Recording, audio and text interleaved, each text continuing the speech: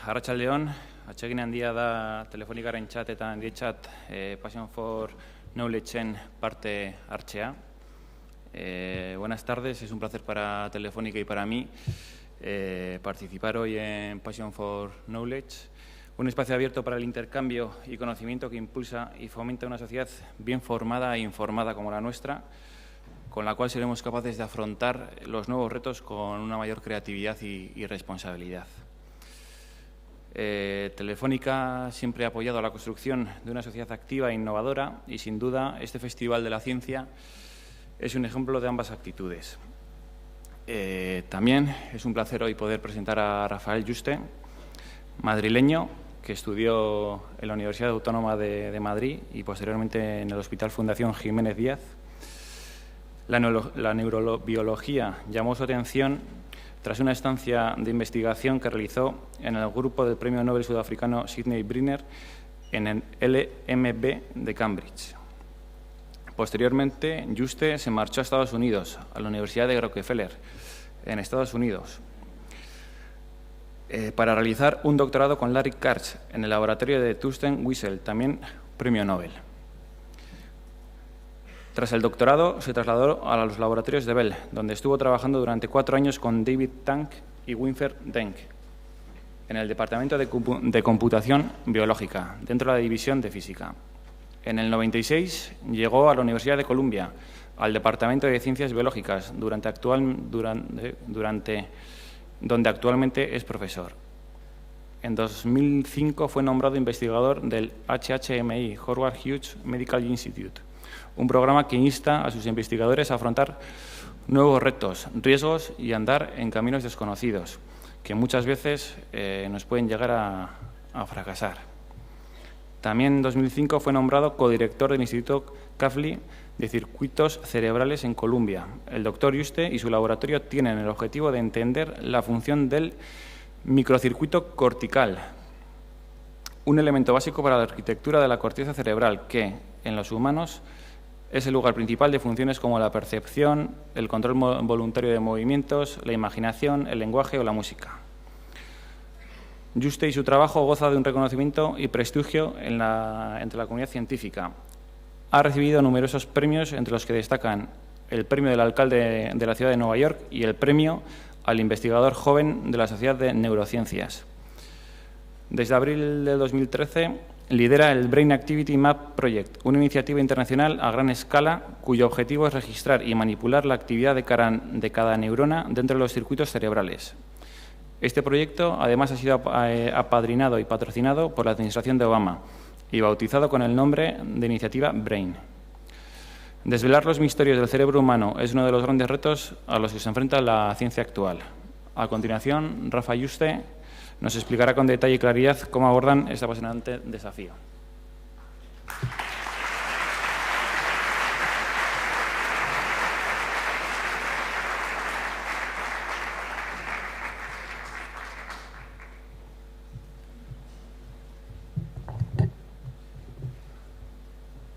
Arratsaldeon guztiori, good afternoon, buenas tardes. Estoy encantado de estar aquí participando en este Festival de la Ciencia, donde científicos de distintas disciplinas intentan transmitiros a vosotros un poco la pasión que nos guía, y me parece una cosa muy importante que se haga esto y además admirable que se haga de la manera que se está haciendo ahora, también en una época tan difícil económica.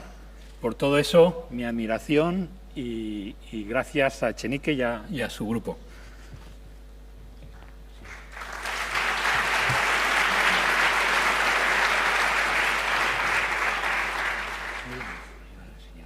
A ver, el láser, ¿cuál es este de aquí? Sí. Les voy a hablar de las investigaciones que hacemos nosotros en el laboratorio de la Columbia, donde trabajo, pero quería empezar un poco enseñándoles dónde trabajo, para que vean, se hagan un poco la idea de un poco de dónde vengo. Entonces, esta es la vista desde la azotea de nuestro edificio hacia el sur. Estamos en Manhattan, en el norte de Manhattan. Este es el río Hudson, y esta calle iluminada es Broadway. Esto de aquí, de la izquierda, es el campus central de la Universidad de Columbia. Está en la biblioteca y estoy en un edificio que precisamente lo ha hecho Moneo. Este edificio de aquí, de cristal y acero, que está en el medio del campus, en la esquina del campus, de hecho, está localizado justo al lado, para los físicos es el edificio Pupin, donde en el sótano de este edificio se construyó el primer reactor nuclear del mundo, uno de los primeros, y aquí es donde trabajaron Oppenheimer y Rabi y Fermi, y de ahí salió el proyecto Manhattan, y lo llamaron Manhattan porque estaba aquí en mitad de Manhattan. Entonces, esto es nuestro hermano mayor, y estamos nosotros en el edificio nuevo del Moneo, y en la novena planta es donde tenemos nuestro laboratorio. Estoy aquí representando a un grupo de gente joven y apasionada que nos gusta también la barbacoa. Esto es lo más parecido que hay a las sidrerías de aquí, que el parrilla con cerveza, y voy a explicarles algunos de los trabajos que han hecho, sobre todo este grupo más reducido dentro del laboratorio mío. Entonces, cuando hable de mí, en realidad estoy hablando de ellos. Y estamos apasionados por entender cómo funciona el cerebro. Y el cerebro humano, si lo cortan por este eje, está dominado por esta estructura que está en la superficie, que es la corteza cerebral. La corteza, igual que la corteza de un árbol, nosotros en el encéfalo tenemos este tejido que es la corteza, que tiene un grosor de como 2 milímetros y una extensión como de 2 metros cuadrados, y lo tenemos más o menos apretujado dentro del cráneo y ya no nos cabe más. Tenemos el cráneo de los humanos determinado, limitado por el tamaño de las pelvis de las mujeres, y tenemos como si la naturaleza hubiese metido ahí toda la corteza que haya podido. La corteza está compuesta por dos tipos de neuronas excitatorias que excitan a otras neuronas cuando disparan, y neuronas inhibitorias que las inhiben, que las detienen en su disparo, y estos son los 2 milímetros de los que hablaba, y está construida con capas. Hay capas de neuronas donde hay muchas neuronas unas al lado de las otras, ¿no? ¿Por qué estamos interesados en la corteza del cerebro? Bueno, la corteza del cerebro, sabemos por estudios de lesiones en pacientes y estudios con animales de experimentación, es el lugar donde están centradas todas las actividades mentales. Nuestros pensamientos, nuestros recuerdos, la imaginación, las percepciones, el control del fino de la motoridad, de los comportamientos que tenemos, está todo basado en la corteza. Con lo cual, de esa finura de tejido nervioso, de circuitos neuronales, de ahí sale todo lo que somos. Entonces, el interés fundamental de entender la corteza es porque nuestra mente sale de ahí. Y de hecho es un desafío que yo lo considero el desafío fundamental que tenemos la humanidad como científicos, es entender qué ocurre en la corteza y cómo de ahí sale nuestra mente. No conozco otra cosa mejor que hacer con mi vida que estudiar este problema, y esto lo pensaba así hasta que leí hace unos pocos meses que la concentración de CO2 en la atmósfera ha subido por encima de 400 partes por millón, con lo cual empiezo a dudar que quizás debiéramos solucionar ese problema primero, porque si no, no vamos a llegar a solucionar este. Pero bueno, con esta salvedad, me parece que todos vosotros teníais que dejar lo que estáis haciendo y poneros aquí a trabajar en neurobiología para entender cómo funciona la corteza. Y la corteza no solamente es la base de nuestra mente, sino también es el origen de todas las enfermedades mentales y de muchas enfermedades neurológicas. Y estas son enfermedades que es una lacra para la humanidad. La esquizofrenia, por ejemplo, es el 1% de la población en todas las culturas. Seguro que muchos de vosotros tenéis familiares o amigos que sufran esquizofrenia, epilepsia, depresión, autismo.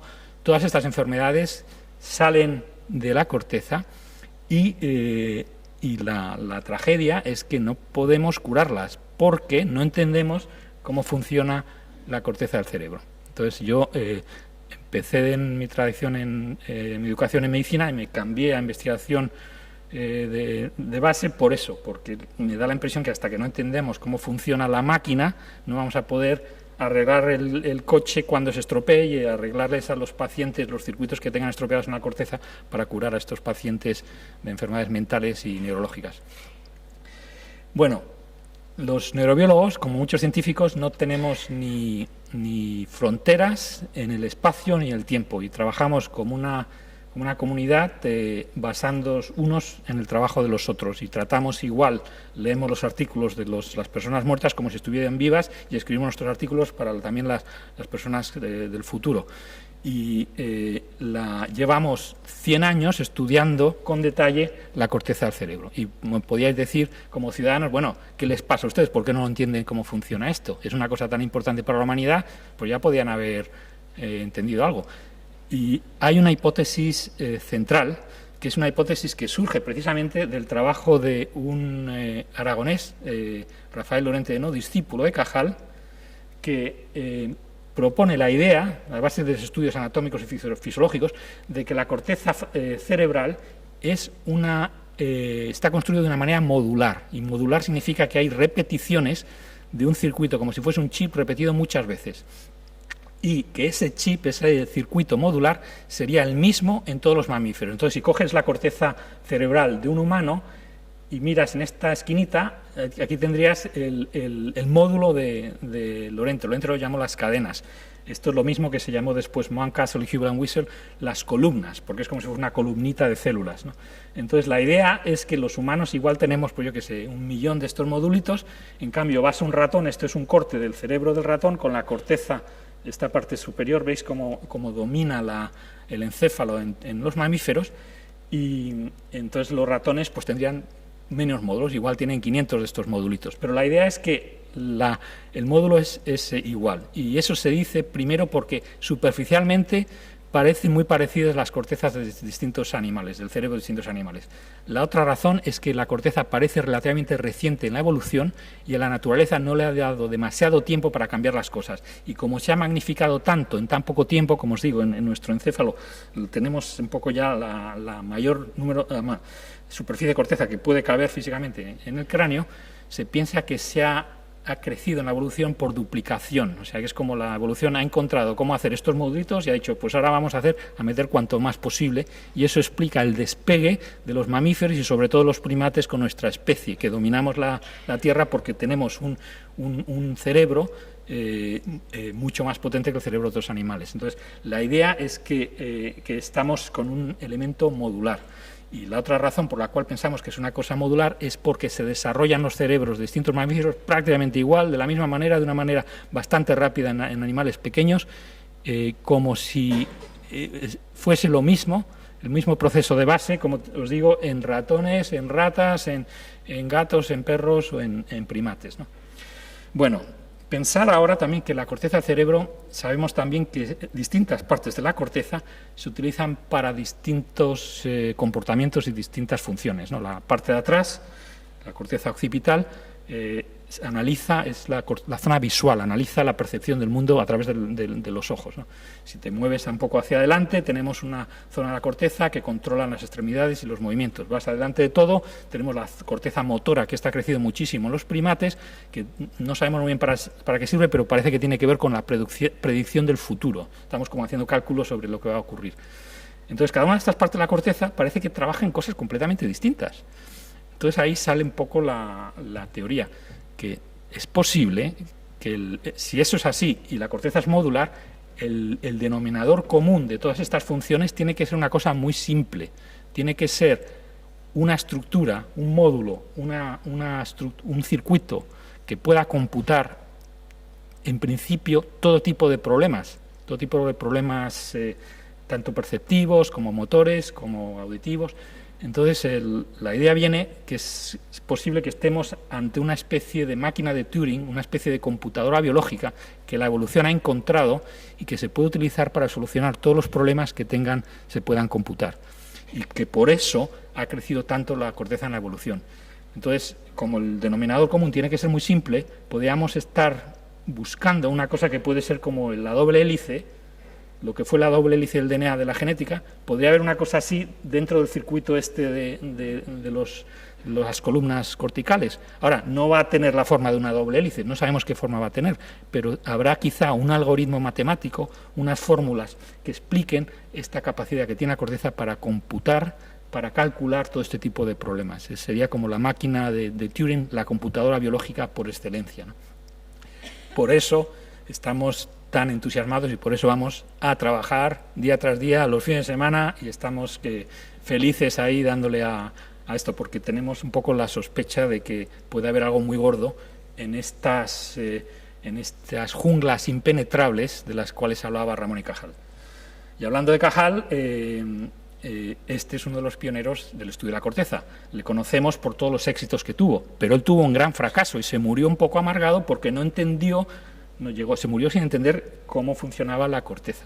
Y él se daba cuenta perfectamente que es ahí donde está el eje de la cuestión de la mente humana, llamadas las células psíquicas. Estos son dibujos de Cajal de las células, elementos de la corteza de los humanos, y Cajal utilizó el método de Golgi, que es una tinción que todavía hoy no se conoce exactamente por qué funciona, pero tiñe a neuronas individuales, y él la reconstruyó, él y su escuela, con mucho detalle. Y entonces, a través de este tipo de trabajo muy laborioso, empezamos a hacer un catálogo de las células en el cerebro y sobre todo en la corteza, ¿no? Entonces, aquí tengo también una grabación de la voz de Cajal, quizá la pongo después si hay tiempo. Y en la base de los estudios de Cajal, que todavía hoy es el neurobiólogo más importante de la historia, ya hace 100 años, sabemos un poco algunos de los elementos fundamentales de la corteza cerebral de los mamíferos. Esto, entonces, ha dado lugar a la teoría neuronal, que fue la teoría hija de Cajal, que dice que la función del cerebro está basada en la actividad de neuronas individuales.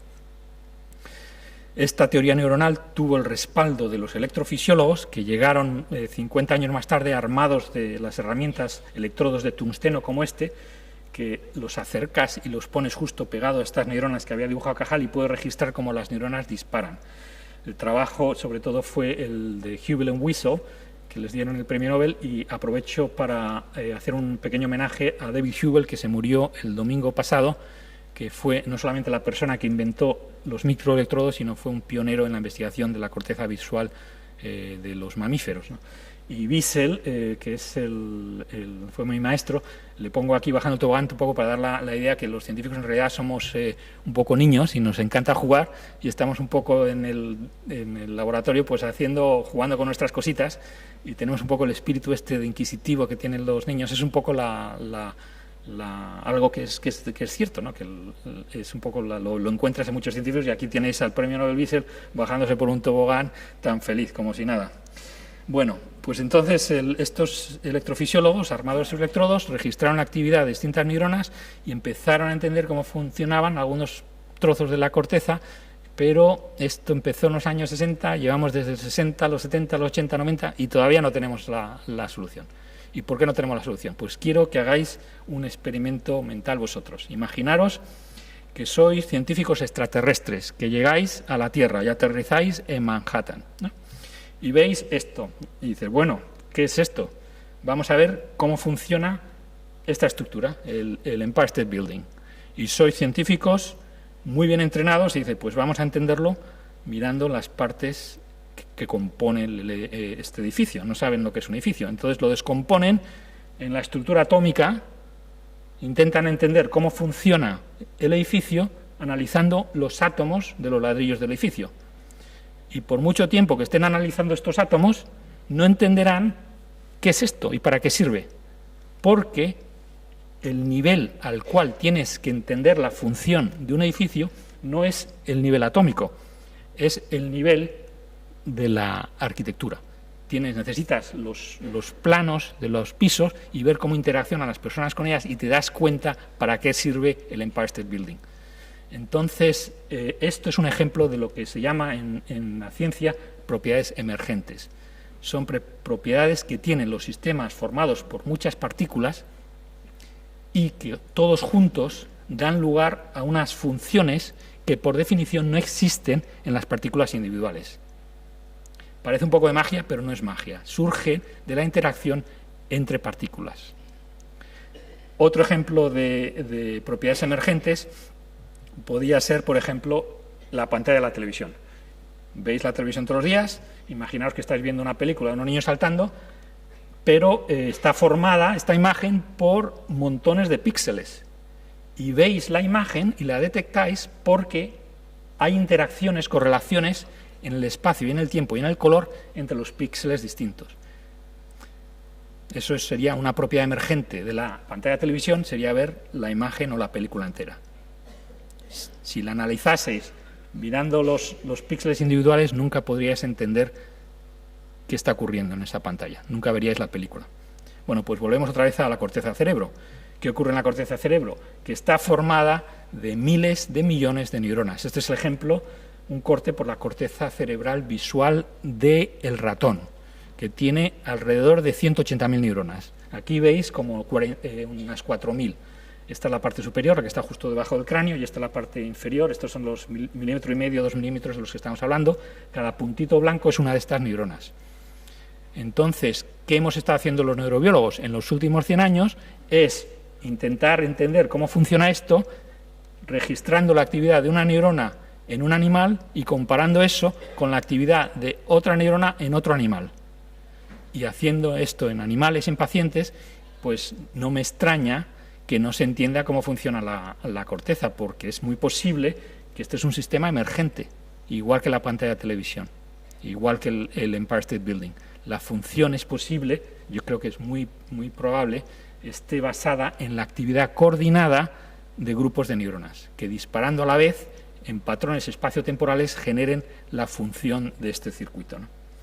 Entonces, ¿cómo estudias estas propiedades emergentes?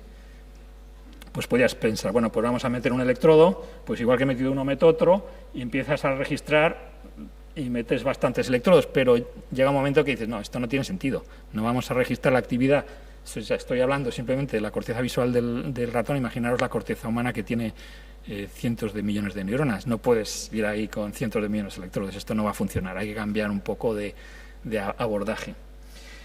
Entonces ahí es donde empezamos a removernos y un poco a agitar a mis compañeros. Y la idea fue pues que no se entiende cómo funciona la corteza del cerebro o el cerebro en general, porque es posible que sean propiedades emergentes. Y aquí quiero citar a Francis Crick, el genético, el descubridor de la doble hélice, que pasó los últimos 20 años de su vida intentando descifrar cómo funciona la corteza del cerebro, porque lo veía como la cosa más importante que había que hacer, ¿no? Entonces él pensó mucho sobre esto y escribió esta cita, que la tengo en inglés. A partir de ahora las diapositivas que os voy a enseñar fueron las mismas diapositivas que enseñamos a la Casa Blanca, que conseguimos convencerles a ellos, a ver si consigo convenceros a vosotros con el mismo soporte. Entonces la idea de Crick es, hay tantas neuronas y tantas conexiones entre ellas y están organizadas de una manera que no es suficientemente limpia como para que te puedas meterla, entenderla rápidamente, que lo que necesitas para abrirte camino en las impenetrables selvas de Cajal son métodos nuevos. Entonces ahí surgió un poco la idea de montar un proyecto a gran escala, un poco copiando a los físicos. Habéis oído cómo los aceleradores de partículas son las máquinas más impresionantes que ha hecho la humanidad, y la física es una ciencia más desarrollada y más establecida que la neurociencia, y han trabajado en común para solucionar estos problemas entre grupos de físicos. Los químicos también, habéis visto fotos de telescopio, los astrónomos llevan haciendo esto ya mucho tiempo. Entonces, y ya habéis oído también cómo la revolución en la genética a través de la secuenciación de los genomas, también un paralelo, viendo lo que ha ocurrido en la genética con la secuenciación del genoma, nos inspiró a proponer la idea del proyecto del Brain Activity Map, el mapa de actividad del cerebro. Entonces, esto es una idea que sugerí en un meeting de Tormenta de Ideas en Inglaterra hace año y medio, y convencí a muchos colegas, a pocos colegas, un grupo inicial había nanofísicos, un genético, George Church, que participó en el genoma humano en Harvard, y también un grupo de neurobiólogos pequeñitos, y estábamos convencidos de que el problema que tiene la neurociencia actual es la falta de técnicas que nos permiten abordar este nivel emergente de la función del cerebro. la función y de la patología del cerebro.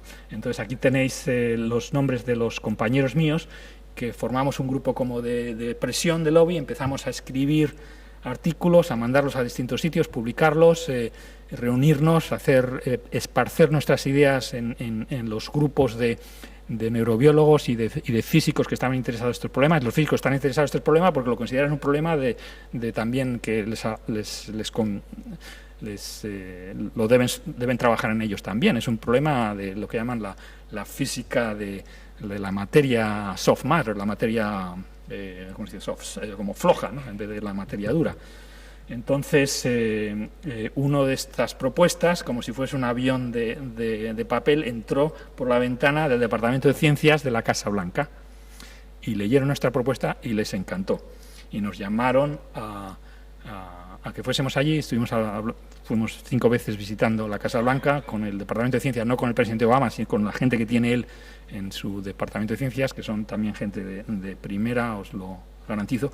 Y de ahí surgió la propuesta más concreta del Brain Activity Map Project, que como habéis oído se ha cambiado de nombre cuando el presidente lo apoyó oficialmente, lo ha cambiado al Brain Initiative, de la cual no soy director, corrijo, perdona el comentario, sino yo ayudé a lanzarlo, pero ahora no participo en ello como director, sino estoy un poco en las trincheras, en el campo, trabajando, desarrollando estas técnicas, que lo dirigen los administradores de la ciencia de distintas organizaciones federales de Estados Unidos, ¿no? Entonces la idea es, igual que en el genoma humano, empezar con animales pequeñitos como el gusano, la mosca de la fruta, el pez cebra, el ratón, y acabar en el cerebro humano y desarrollar 3 tipos de técnicas. Es todo un abordaje de desarrollar técnicas, desarrollar herramientas que no tenemos ahora. Primero, el objetivo número 1, herramientas para medir la actividad de circuitos neuronales enteros, para ver a todas las neuronas disparando y ver cómo disparan y cazar todas las veces que disparan. Y en un circuito que puede ser, como te digo, un animal pequeñito o quizá un trozo del cerebro humano en un futuro. Esto es un proyecto, lo hemos diseñado a 10 a 15 años y que sea de un tamaño parecido al del genoma humano, que fue un proyecto enorme, como sabéis, ¿no? Entonces ese sería el objetivo número 1. El objetivo número 2, alterar y manipular la actividad de estos circuitos, sobre todo con el interés de poder curar las patologías cerebrales.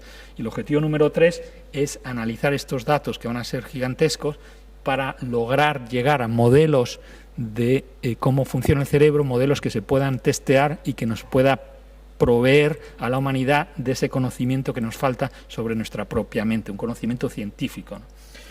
Entonces, ¿cómo se van a hacer estas ambicioso proyecto? Pues os digo, por ejemplo, el objetivo número 1, cómo vamos a medir cada neurona de un circuito cerebral. Y estoy hablando de medirlas individualmente, pero todas a la vez. O sea, por ejemplo, hay resonancia magnética, técnicas de PET, de imaging, de imagen en el hospital, donde ves la actividad del cerebro. Hoy os he enseñado una foto hace poco, pero ahí no se ven las neuronas individuales. Ahí ves toda una zona entera subiendo y bajando en actividad, y esa zona puede tener pues 1 millón de neuronas o cientos de miles de neuronas.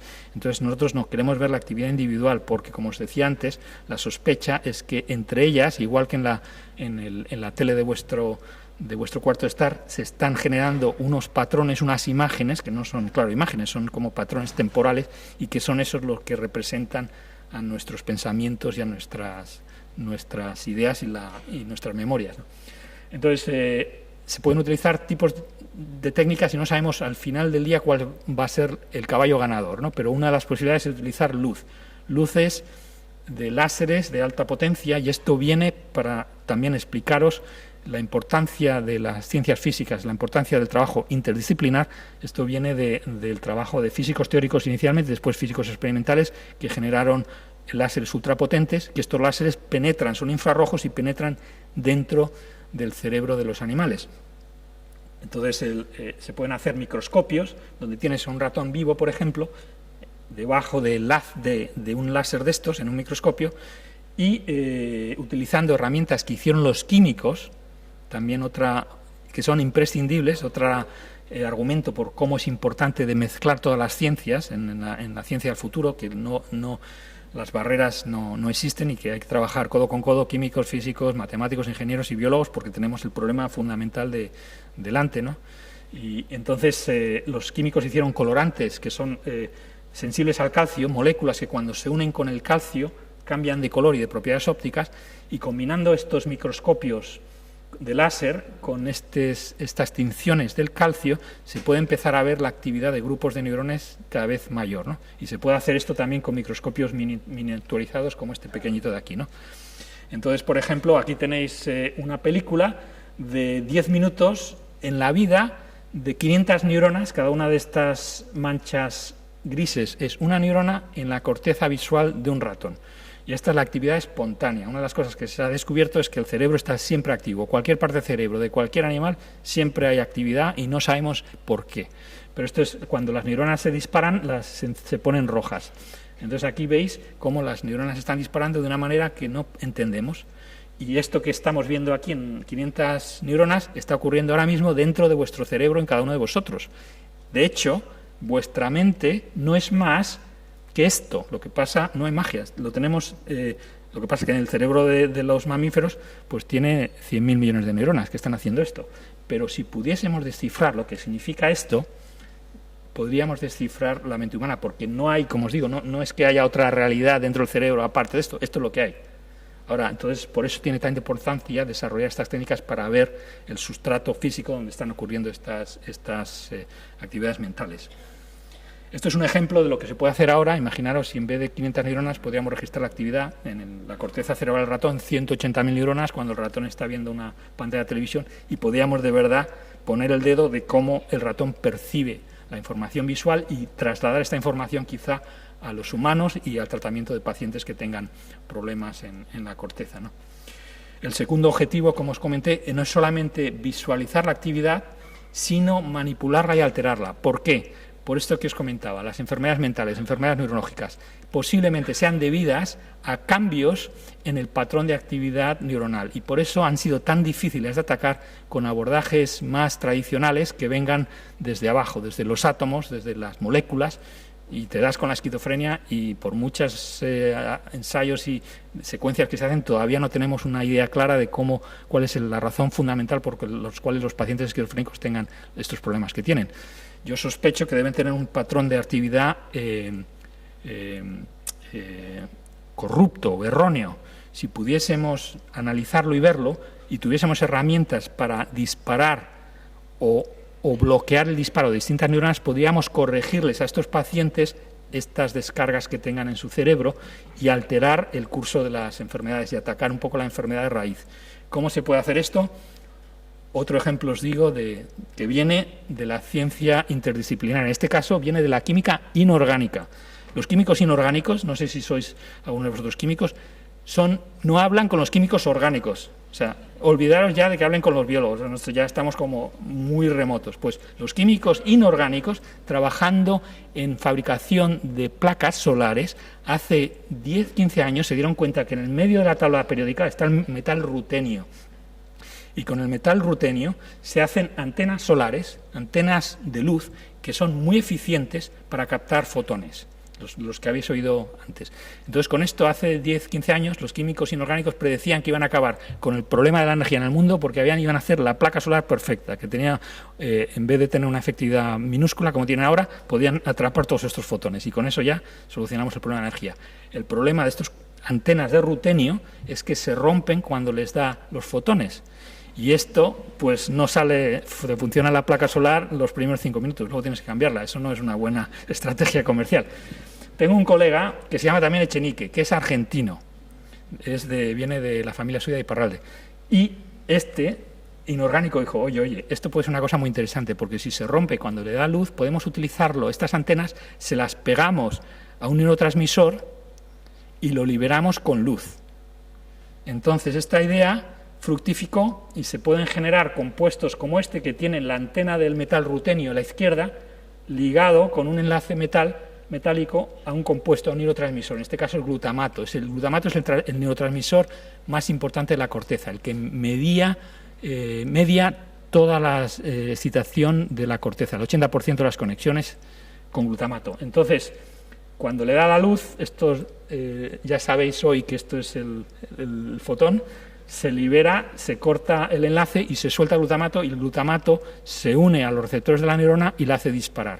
Esto está demostrado aquí, un experimento en el cual registramos la actividad, el voltaje versus el tiempo de una neurona con un electrodo, y aquí abrimos el láser y cada vez que abrimos el láser la neurona dispara. Entonces le echamos estos compuestos, estas antenas de rutenio con glutamato al circuito, y con una computadora vemos dónde están todas las neuronas, programamos el láser y decimos a por ellas, y de una en una las va disparando todas las que quieras, ¿no? Entonces, esto es una manera que tenemos hoy de disparar, controlar ópticamente con estos láseres infrarrojos que estaba comentando, ultra rápidos, de los físicos, controlar el disparo de las neuronas individuales. Y se puede utilizar tanto para dispararlas como para inhibirlas, porque podemos hacer estas antenas de rutenio ligadas a GABA, que el GABA es el neurotransmisor inhibitorio. El GABA es precisamente el que se estimula cuando tomas benzodiazepinas. Tomas un Lexatin, se te estimulan los receptores de GABA y por eso tú te calmas, ¿no? Porque el cerebro está inhibido en general. Pues puedes liberar, como dirías, Lexatines con luces infrarrojas encima de las neuronas y las apagas. Pues se parece un juego, ¿no? Lo hacemos también, como os digo, los científicos son un poco juguetones, pero os enseño este experimento en el cual utilizamos esto para parar la epilepsia en un ratón. Y ahí ya te empiezas a dar cuenta cómo puede ser la neurología del futuro.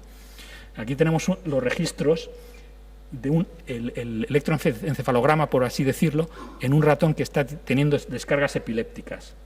Cada vez que veis estas rayitas hacia abajo, el ratón tiene una descarga epiléptica, y de hecho estas rayitas son muy parecidas a las que te miden en la clínica los neurólogos cuando los pacientes, una de las epilepsias típicas de los humanos, son así.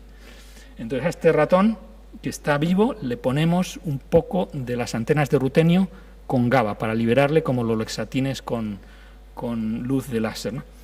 Entonces aquí sigue teniendo descargas y aquí encendemos la luz y ves cómo le paramos las descargas epilépticas durante 2 minutos al ratón. Durante un tiempo hemos bloqueado las descargas epilépticas. Imaginaos, en la medicina del futuro hay el 1% de la humanidad tiene epilepsia, de ese 1%, una tercera parte no responde a fármacos orales, y para muchos de los pacientes la solución hoy es la neurocirugía, que es una cosa salvaje, lo piensas, porque no hay otra opción, pero les cortan la zona que tienen epiléptica del cerebro. Imaginaos a esos pacientes la posibilidad de que se liberen, se tomen píldoras de estos compuestos y que después con una linterna muy potente o con uno de los LEDs orgánicos que están fabricando ahora los químicos, los ingenieros, se puedan dar un flash de luz y paren la descarga epiléptica. Eso podría ser un poco llevaros por la pista de lo que puede venir, y por eso es tan importante desarrollar técnicas no solo para mirar, sino también para intervenir y alterar la actividad cerebral.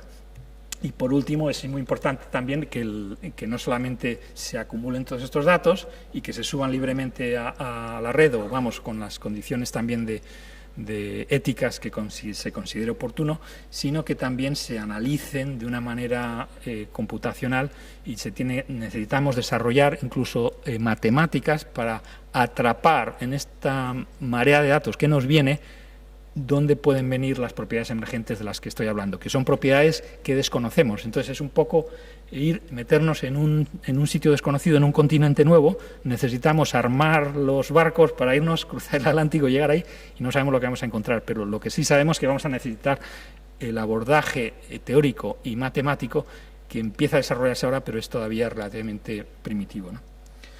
¿Por qué hacer un proyecto de esta magnitud y de esta tan ambicioso? Bueno, pues lo primero, como os digo, el objetivo científico, obtener la descripción funcional de un circuito cerebral que puede ser una cosa análoga al genoma, tener no la secuencia de todos los nucleótidos del genoma, sino el patrón de disparo de todas las neuronas de un circuito. Y si esto es posible, se puede utilizar esto para descifrar los códigos que se utiliza estos circuitos y descifrar lo que significan, descifrar estas películas que os he enseñado antes, ¿no? El objetivo científico, y de ahí pasar, como os digo, a objetivos médicos, entender mejor qué ocurre en los enfermos mentales, en muchas de las enfermedades neurológicas, utilizar estas técnicas para diagnosticarles mejor, para entender lo que se llama en términos técnicos la patofisiología, que es una palabra que significa lo que se ha estropeado en la máquina, cuál es la razón fundamental de la enfermedad, y utilizar las técnicas estas de intervención para poder curar a estos pacientes o aliviar sus síntomas de una manera mucho más directa de cómo se hace ahora. Y luego hay razones también económicas. Resulta que el genoma humano, una de las grandes sorpresas fue que 15 años después de que empezó a rodar, se hizo un estudio que ha demostrado que cada dólar que se invirtió ha generado $140 de beneficio económico en la sociedad. O sea, ha sido, en términos de inversiones en plan capitalista, no puedes hacerlo mejor, ¿no? Ahora, es a largo plazo. Entonces, este fue el argumento que utilizó el presidente Obama para intentar convencer al Congreso y al pueblo americano de que esto es una buena idea. No solamente tiene beneficios científicos, entender la mente humana, beneficios médicos, sino también posiblemente abran nuevos campos de la tecnología, campos que ahora mismo desconocemos, ¿no? Que no podemos incluso imaginarlos. Y luego también es importante que este proyecto puede llevar a entrenar el entrenamiento de una generación nueva de científicos interdisciplinarios que estén tan cómodos con neurobiología, como con físicos, como con químicos, como con matemáticos, como con ingenieros. Un poco el futuro les pertenece a ellos. Nosotros ya un poco somos pasados, estamos entrenados de una manera distinta, cada uno en nuestro campo, pero lo vemos claro que esto tienen que andar todos juntos mezclándose, ¿no? Y luego, por último, la idea que estamos proponiendo no es una cosa loca. Hay muchos precedentes históricos en el desarrollo de la ciencia de las propiedades emergentes. En física no es nada nuevo. En física de materia condensada, las propiedades emergentes están por todas partes. De hecho, la mesa esta es sólida porque tiene propiedades emergentes, porque si no, mi dedo atravesaría la madera o el metal, porque hay una composición de las fuerzas que se distribuyen a través de todos los átomos que previene que la fuerza de mi dedo atraviese los átomos que están justo debajo de mi dedo, ¿no? Mecánica estadística, magnetismo, sistemas dinámicos, la física está llena es una inspiración para nosotros. También, como os digo, el genoma humano es un ejemplo de propiedades, de grandes proyectos donde se están empezando a descubrir propiedades emergentes que ocurren en la interacción en redes bioquímicas, redes genéticas, epigenética. Esto todo tiene que ver con cómo interaccionan en este caso, genes y proteínas, y generan juntos actividades que tienen importancia biológica, ¿no? Para explicaros un poco la importancia de la posible relevancia de este tipo de tecnología, os voy a enseñar un vídeo de mi compañero John Donoghue de la Universidad de Brown.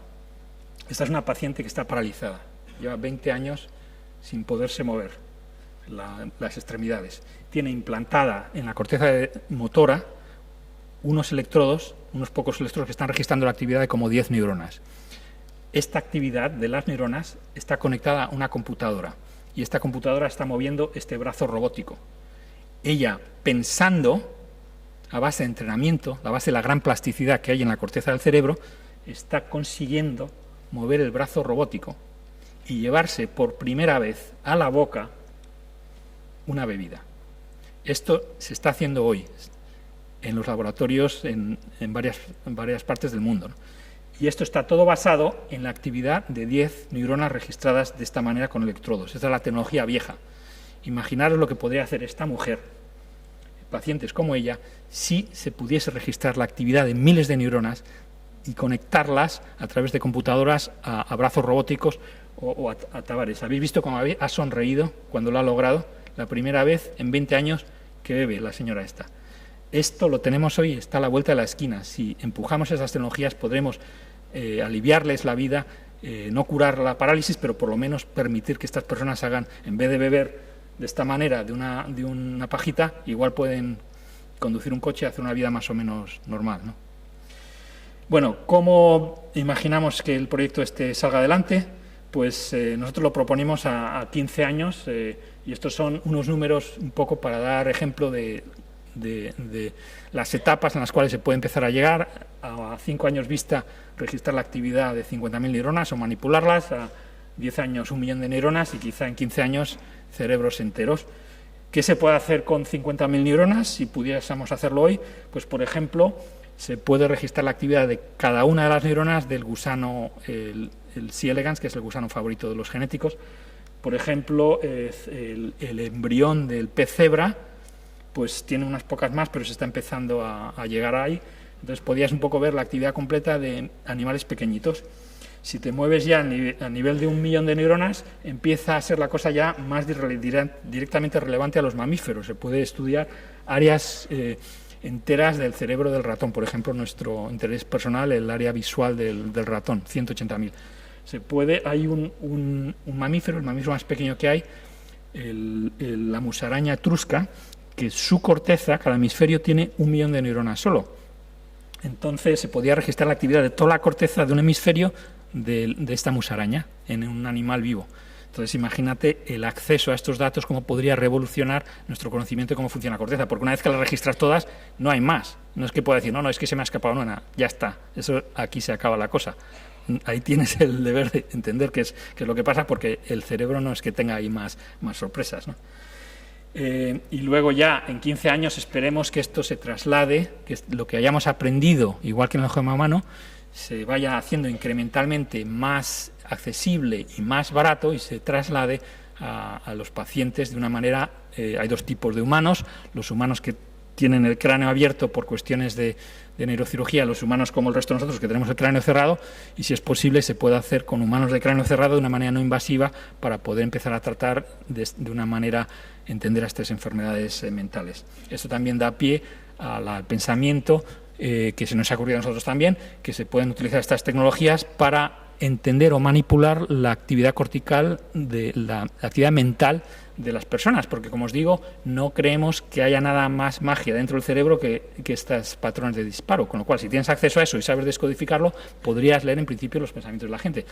Como todas las tecnologías, confiamos como científicos y como ciudadanos que esto se haga dentro de una organización que respete los límites éticos y legales, y que donde estén representados especialistas en temas éticos legales y representantes de la ciudadanía y de la sociedad, para, igual que en la energía atómica y la bacteriología, la química, se pueda utilizar de una manera provechosa y no se utilice, y la genética, ahora la genómica, como habéis oído hablar, no se utilice de una manera negativa, sino sea una cosa para aumentar el bien en la humanidad y no sea una razón de desgracias, ¿no? Entonces, ¿cómo me imagino que esto se podría hacer en humanos? Pues no os lo digo bien, no lo sé bien, pero simplemente por poneros aquí una imagen, los microscopios donde hacemos estos experimentos ahora se parecen mucho a las mesas ópticas que tienen los físicos. De hecho, como os digo, estamos todos mezclados, trabajamos hombro con hombro, y son muy grandes. Pues tiene quizá esta mesa pues puede tener como 6 o 7 metros cuadrados, todo llena de láseres, de espejos, montones de partes, como visteis ayer a Cirac. Igual, esto es lo que estamos haciendo ahora. Es posible que se pueda miniaturizar todo esto de manera que en un momento se llegue a poner toda esta al equivalente óptico de esta mesa en un elemento muy pequeñito, en este caso utilizando los cristales líquidos. Es una cosa que no lo explico si queréis, y se puede incluso imaginar montarlo en el cráneo de pacientes, y incluso se pueden pensar que se podía penetrar ópticamente en algunos casos el cráneo. Por ejemplo, esto se empieza a hacer experimentos ahora. Los ópticos computacionales han logrado ver a través de una cáscara de huevo.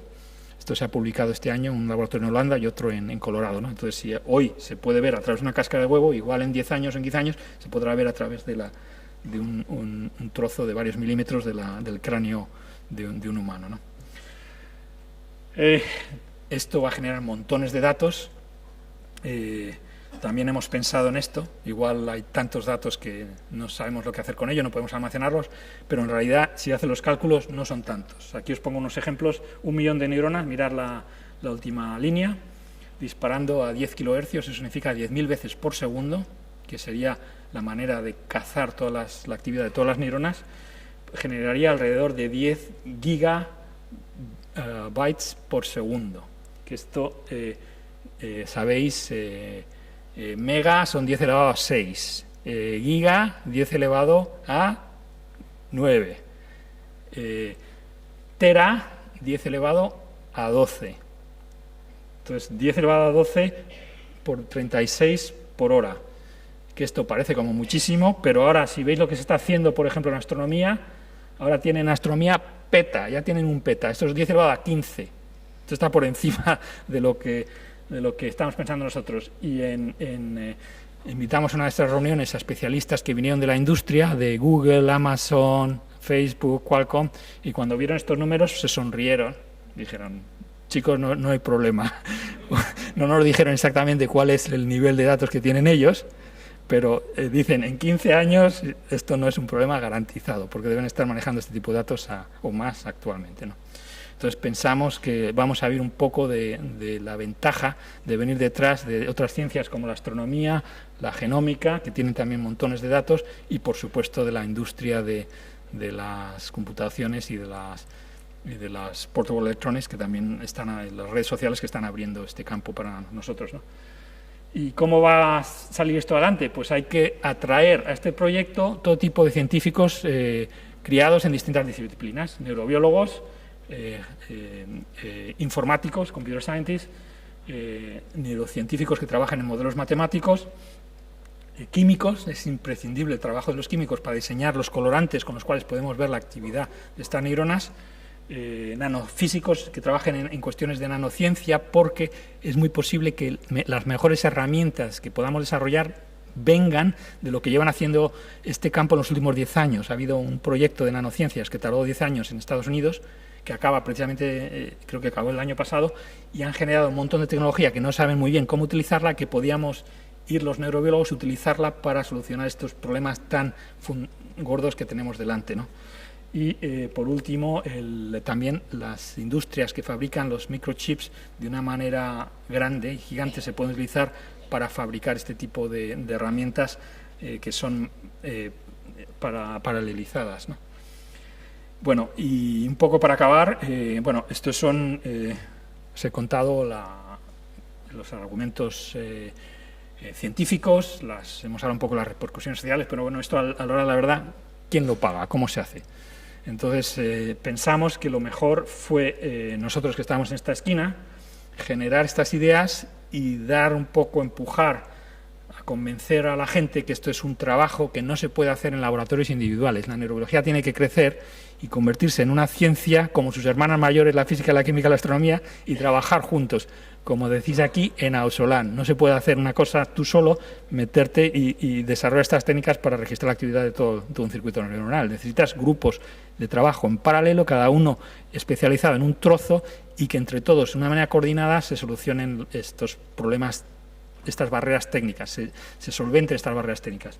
Entonces, la idea es trasladar un poco este desafío y este espíritu a las organizaciones federales de Estados Unidos, el NIH, los Institutos Nacionales de la Salud, el NSF, la Fundación Nacional de la Salud, DARPA, que es un poco la fundación de investigaciones militares que están interesados en esto, porque tienen 140.000 veteranos de guerra que tienen parálisis, que tienen el problema agudo, como la señora esta que he visto, que quieren solucionar a estos 140.000 personas, mejorarles la calidad de vida, y que esto lo financie el pueblo americano a través de los presupuestos generales del Estado, lo que llaman en un ítem, en una línea dentro de los presupuestos, que lo voten directamente los congresistas, igual que fue con el genoma humano, admirablemente votado todos los años por los congresistas. En 15 años se logró acabar el proyecto. Pues que esto sea una cosa que se traslade de la importancia general de la nación entera, de los Estados Unidos, y lo tomen como un desafío, como poner un hombre en la luna y como curar el cáncer, y lo apoyen sistemáticamente durante varias presidencias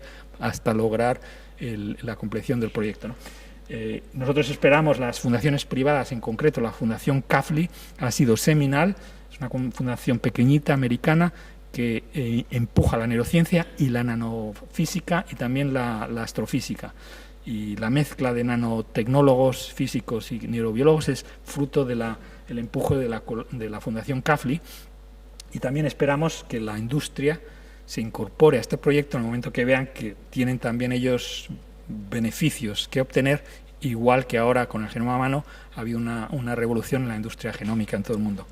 Voy a acabar con dos citas, una del físico Freeman Dyson, que dice que las nuevas direcciones en la ciencia están empujadas por la creación de nuevas herramientas, más que por las nuevas ideas. Que una revolución apoyada en nuevas ideas, nuevos conceptos, explica cosas viejas de manera nueva. Pero una revolución apoyada en nuevas herramientas, en nuevas técnicas, es cuando de verdad se descubren nuevas cosas que necesitan explicarse. Y la otra cita es de Sidney Brenner, que está también aquí en plan juguetón con sus cultivos de bacterias, que dice que el progreso de la ciencia depende en la creación de nuevas técnicas, nuevos descubrimientos y nuevas ideas, posiblemente en este orden, en el sentido de que los científicos muchas veces te crees muy listo y dices, aquí yo tengo una idea genial y la voy a comprobar. A la hora de la verdad, muchas veces, sobre todo en biología, lo que de donde vienen de verdad los descubrimientos, o bien son por el azar, como habéis oído ahora, o bien porque alguien inventa una nueva técnica y con esa nueva técnica se abre un campo nuevo y permite a otra generación de científicos ver cosas que no se han visto antes. Entonces, de ahí un poco el énfasis que hacemos nosotros en el proyecto de lo mejor que podemos hacer para entender el cerebro es desarrollar nuevas técnicas y poner las bases para que la gente que venga detrás utilice estas técnicas para descubrir estos misterios fascinantes que tenemos dentro del cráneo. Muchas gracias.